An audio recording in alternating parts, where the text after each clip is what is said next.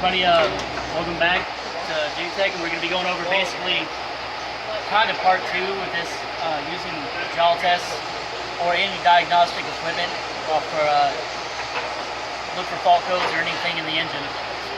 Now we went ahead and already before we talked about, we come up here and you can tell pretty much it'll bring up the fault code and display it where it's an easy guide to what's wrong, so you know where to start first. We already tested our battery. We have battery power. We have the key on, engine off, and we can.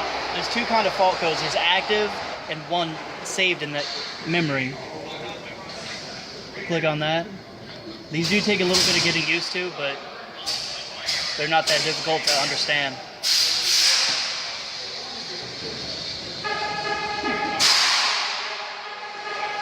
So here we can do, like you said, or I said in the previous video, we can read fault codes, clear them, look up their system data, our parameters for any monitoring on the engine, the rev limiter, speed limiter, anything like that.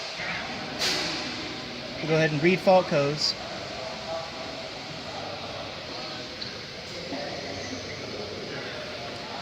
And here it looks like we have 2 stored in our memory. Engine coolant temperature and intake manifold temperature. Like I said, this is always a great guide to figure out where to start your diagnostics, where to repair and look first. Go. So you can see here by the colors, right here the red X obviously means an active fault, and gray means it's saved in memory. It was a previous fault that may not be active anymore. It's still that's something you want to check out. So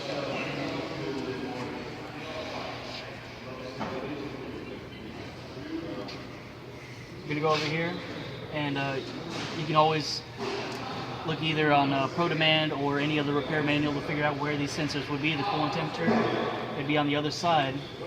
So, and one thing when you're testing these, you want to make sure you use the proper sized probes so you don't damage the sensors on the other side where they hook into the pins. Go. Like I said, come over here, and this is our coolant temperature sensor. And if you're ever confused, you always follow the wire up to the component itself if you can. And this lead is right behind the water pump, so we know what we have. So the 3-pin, and these are configured to have a common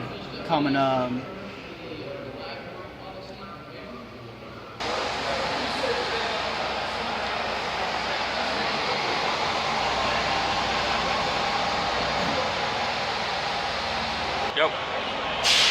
Now, as you can see here, this is a 3-wire, and they're all set up basically the same. They have a 5-volt common, then a power and a return. And if you're ever confused, once again, look at the repair manual. It should have a diagram set up to where it tells you which is the common, which is the ground, and so on. One here, you look here, we test, and we have a 5-volt. That's what we're testing across the common. And right now we're running the millivolts. And if you're ever confused, or you're thinking you have an overvoltage, like that said overvoltage, or a short, you would run a pin from here and do test leads and run over to the battery itself and see if it access voltage, which would be a high impedance in your wiring system. And that's just a basic overview of Diagnostic Engine using the software. Thanks, have a good day.